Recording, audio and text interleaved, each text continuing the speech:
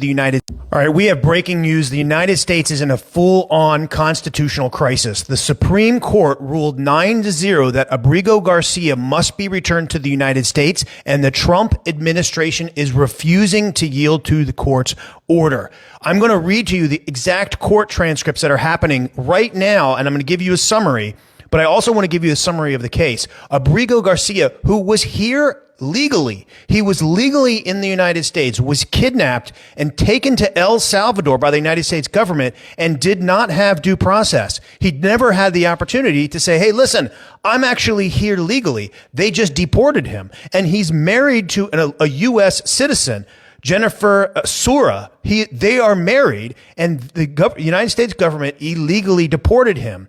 And now the United States government is refusing to bring him back to the United States. Now, I want you to listen to what the court said, because this is really disturbing. This is really scary. Okay, so this guy, Drew Ensign, who is representing the United States government before the court, he says, so this is what the judge says. Contrary to what the government put in the briefing, there is no need for further briefing. Now I need to know if the defendants are willing to answer my three questions. Want to go one by one? Let's start with number. This is the judge speaking. Why did defendants not comply with my order to give me someone with personal knowledge about Abrigo Garcia's current location status?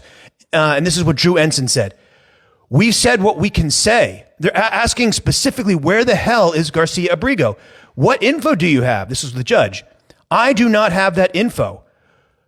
So the government is going on record saying no info on his whereabouts? Ensign, I'm saying I don't have that info as an officer of the court. Clients have not provided that info to me as of today. It's quite basic information. This is the judge. I'm asking a very simple question. Where is he?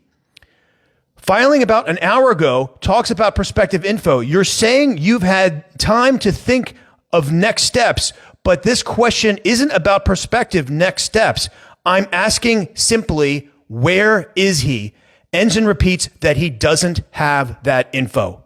So the government's opinion on this in front of the courts is that they do not have the info about where Garcia Abrigo is. I thought that he was in Secot prison because that's where they sent him. Isn't that just the basic answer? I'll tell you, he's dead. He is absolutely dead, which is why the administration is not willing to bring him back to the United States. He's dead. All right, we have breaking news. The United States is in a full-on constitution.